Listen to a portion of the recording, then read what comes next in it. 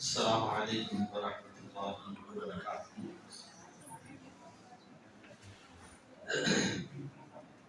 إن الحمد لله نحمده ونستعينه ونستغفره ونؤمن به ونتوكل عليه ونعوذ بالله من شرور أنفسنا ومن سيئات أعمالنا من يهده الله فلا مضل له ومن يضلله فلا هادي له أشهد أن لا إله إلا الله وأشهد أن محمدا عبده ورسوله أما بعد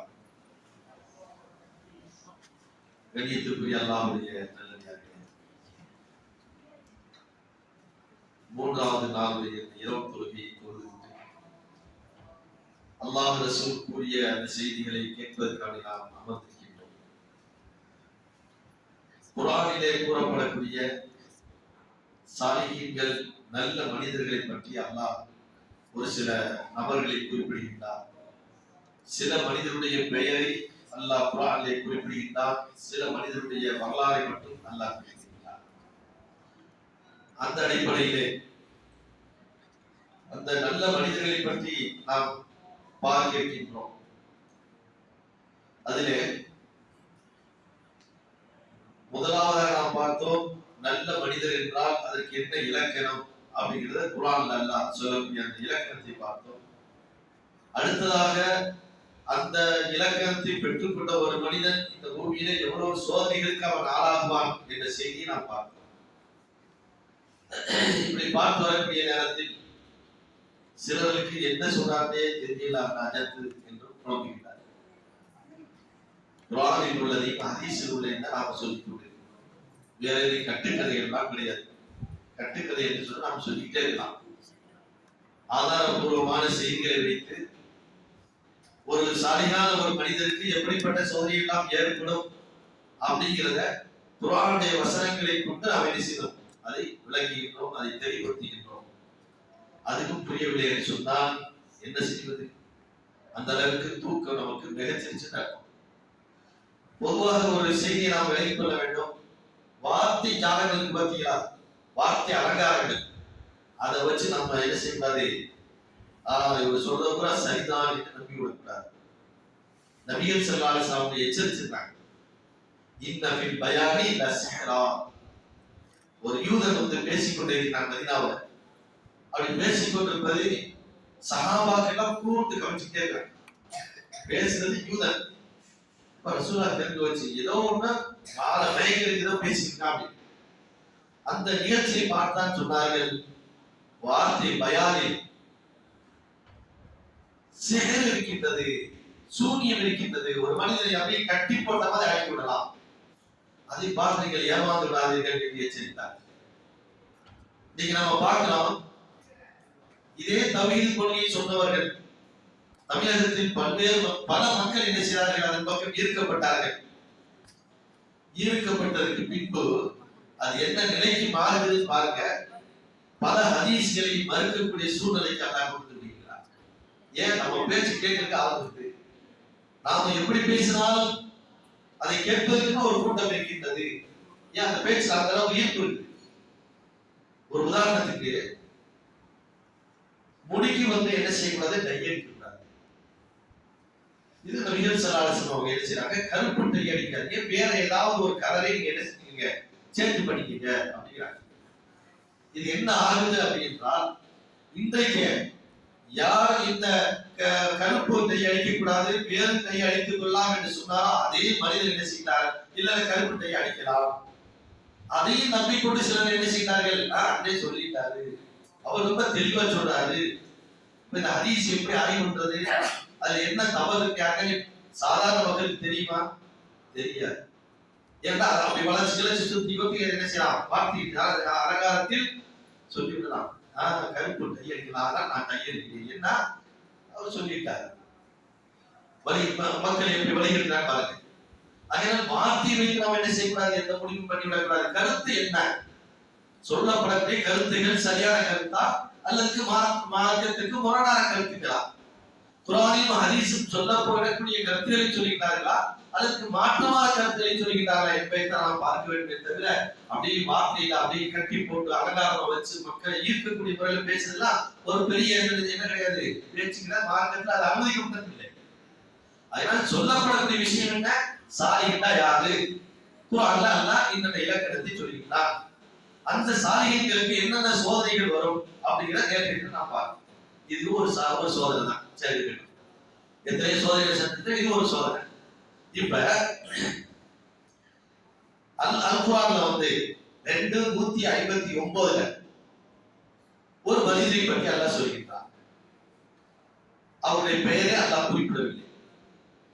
அதாவது பைத்துல் முகத்தஸ் அப்படிங்கிற ஒரு நகரத்தை ஒருவர் கடந்து செல்கிறார். கல்லதி மர்ர அலா கரியத்தின், ஒரு நகரத்தை அவர் கடந்து செல்கிறார். கடந்து சென்ற அந்த மனிதர் கடந்து செல்லும் பொழுது வஹிய ஹாவியத்துன் அலா உருஷிஹா, அந்த நகரம் எப்படி இருக்குது அப்படின்னு சொன்னா அப்படியே கூண்டோட பூரா சாஞ்சு போய் கிடக்கு. அந்த மனிதர்கள் எல்லாம் எல்லாம் சேர்த்து பழகிட்டாங்க. அந்த நகரமே அழிஞ்சு போச்சு. இதை பார்த்துட்டு ஆச்சரியப்பட்டு அந்த மனிதர் சொல்லிக்கிட்டார். இதெல்லாம் குர்ஆன் அல்லாஹ் சொல்லக்கூடிய வார்த்தை. قال ان انا يحيي هذه الله بعد موتها, இந்த மாதிரி ஒரு கிராமத்தையே ஒரு நகரத்தையே அல்லாஹ் அழிச்சிட்டானே, இந்த மக்களை எப்படி அல்லாஹ் உயிர்ப்பிப்பான்? இவ்வளவு மோசமாக அழிக்கப்பட்டிருக்கிறார்களே அப்படின்னு அவர் மனசுல ஓடுது. அதை சொல்றார். அல்லாஹ் எப்படித்தான் இவர்கள் எல்லாம் உயிர்ப்பிப்பான்னு தெரியலையே அப்படின்னு அவர் சொல்றார். உடனே அல்லாஹ் என்ன, நமக்கும் ஒரு வரலாறு அதிலே படிப்பு இருக்க வேண்டும், அவருக்கும் அதிலே படிப்பு இருக்க வேண்டும் என்பதற்காண்டி அல்லாஹ் அவரை மௌத்தார். அந்த மனிதரை அல்லாஹ் மௌத்தாய் மரணத்தை வரவேற்கிறார். அவர் மௌத்தாய் விடுகின்றார். மௌத்தானதற்கு பின்பு மீண்டும் உயிர் கொடுத்து எழுப்புகின்றார். சும்ம பாஸஹு கால கம் லபீத, அப்ப அந்த மனிதர்கிட்ட அல்லாஹ் கேட்டார், எத்தனை ஆண்டுகள் நீங்க வந்து தூங்குன அப்படின்னா, கம் லபீத, எத்தனை நாட்கள் நீ தூங்கினாய், அல்லது எவ்வளவு நேரம் நீ தூங்கினாய் அப்படின்னு அல்லாஹ் கேட்கிறார். அதான் மாணவர்கள் வச்சு கேட்கிறார். அப்ப அவர் சொன்னாரு, கால லபீது யௌமன் அவ் பஅத யௌம், ஒரு நாள் தூங்கி இருப்பேன் அல்லது ஒரு சில மணித்துளிகள், ஒரு உதாரணமா பகல் நேரம் தூங்கி இருப்பேன். அவர் தூங்கும் பொழுது எப்படி தூங்கி இருப்பாரு? பகல்ல தூங்கி இருக்கிறாரு, எழுந்து பார்த்தா சூரியன் மறையாம இருக்கு. அப்ப பகலில ஒரு அரை நாள் தூங்கி இருப்பேன் அல்லது ஒரு நாள் தூங்கி இருப்பேன், அவ்வளவுதான் நான் தூங்கி இருப்பேன். கால மல், இல்ல அல்லாஹ் சொன்னா, லபித்த மேத்த ஆமின், 100 வருடம் இதே இடத்துல நீ தூங்கி இருக்கிற.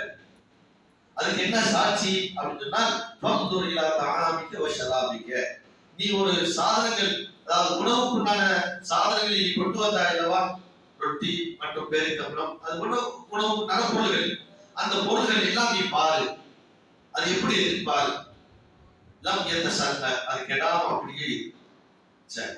நீ கொண்டு வந்த உணவு 100 வருஷம் ஆயிடுச்சு, ஆனாலும் அது கெடாம இருக்கு.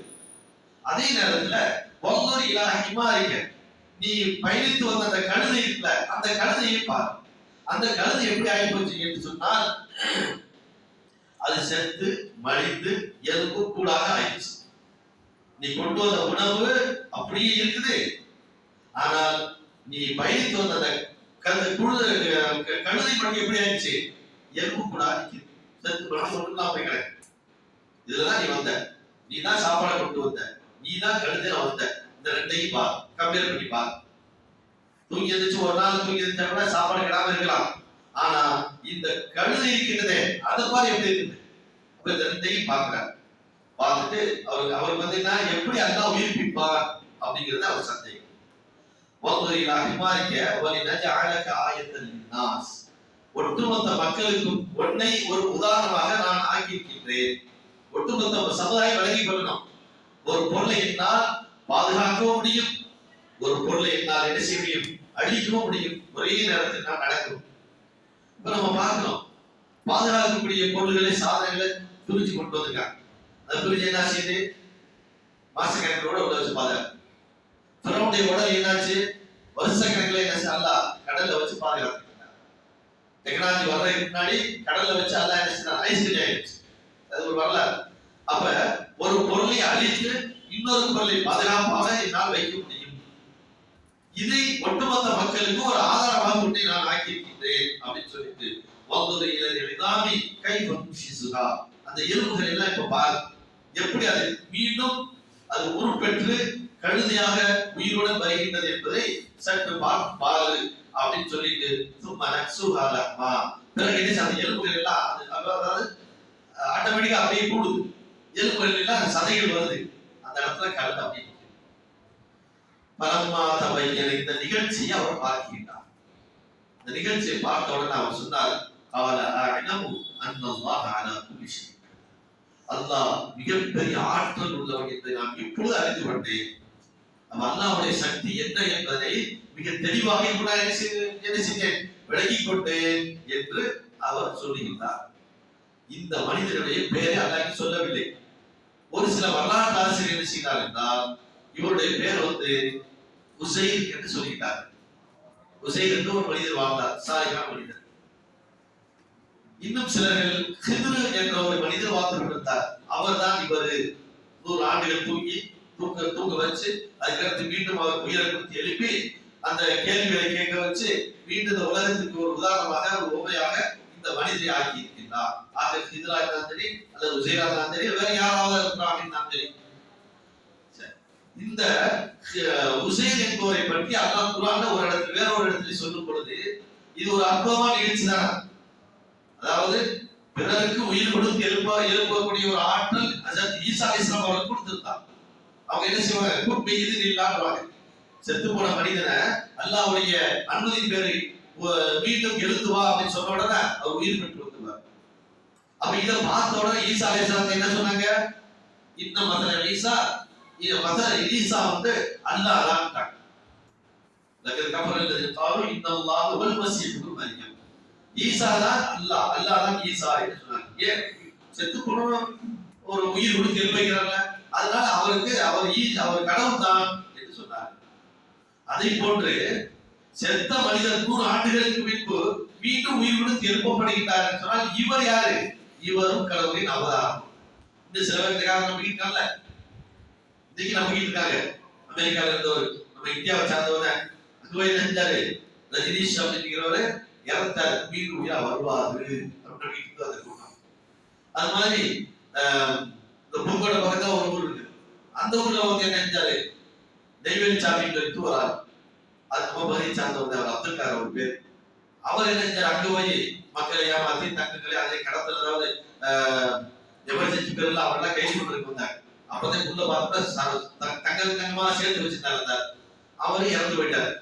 அந்த ஊர் இன்னைக்கு போய் பார்க்கலாம். அந்த ஊர்ல என்னன்னா தலைப்பாக கட்டியிருப்பாங்க, அவன் பார்க்கறதுக்கு முஸ்லீம் மாதிரி தெரியும். அவர் மீண்டும் உயிர் கொடுக்கப்பட்டு எழுந்து வருவார் என்ற நம்பிக்கையில அதை அவரை வணங்கி கொண்டிருக்கிறார். இது உலக மக்களுக்கு எல்லாம் ஒரு உதாரணமாக அல்லாஹ் ஏற்கனவே நடத்தி காட்டினான். ஒரு பொருளை அவன் அழிக்க முடியும், அதை ஆக்கவும் முடியும். அந்த ஆக்குகின்ற சக்தியும் அழிக்கின்ற சக்தியும் யாருக்கு மட்டும்தான் இருக்கின்றது, அல்லாஹ்வுக்கு மட்டும்தான் இருக்கின்றது அப்படிங்கிறத விளங்க வேண்டும் என்பதற்காகத்தான் இந்த ஒரு நிகழ்ச்சி, இந்த வரலாறு அல்லாஹ் குர்ஆனில் என்ன செய்கிறார், குறிப்பிடுகிறார்.